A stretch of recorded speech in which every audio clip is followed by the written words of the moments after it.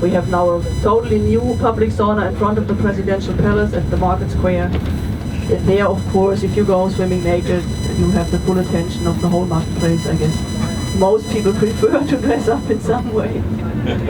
But it is perfectly normal if you go to the countryside. You might encounter, at some lakes or somewhere, you might encounter naked people who go to cool off after the sauna. This is totally normal here. We are now driving through the hospital district healthcare system. Finland has a public healthcare system, while Finland tries to be a welfare state.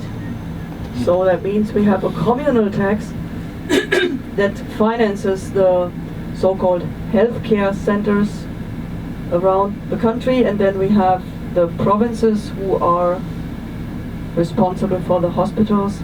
And this in Helsinki is a whole hospital district, so we have a cancer research here, we have a general hospital, we have children's hospital, and we are going to pass an allergy hospital, so they have very specialized, typical Western, high quality medicine.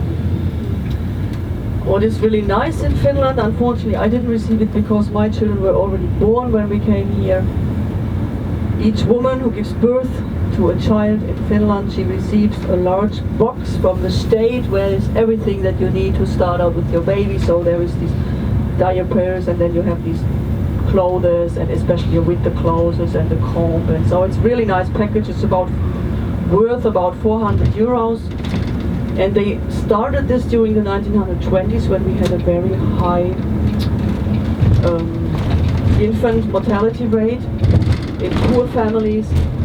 And you have to keep in mind, this is a small people, so for them it's really important that children actually grow into adulthood. And so, but today they have it for everybody. And there is designers who design the collection each year, and so it's collector's item meanwhile.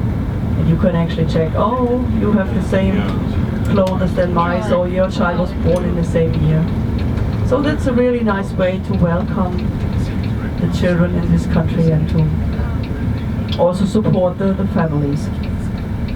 In general, the Finnish state does a lot for women to be able to have a career. So, as you might have heard, we have a free, well, it's not free, but nobody pays for schooling. So it doesn't depend on the income of your parents if you get a good education here in Finland. And children actually also get a warm meal in schools, because typically men and women work full days, and so they are taken care of by the state.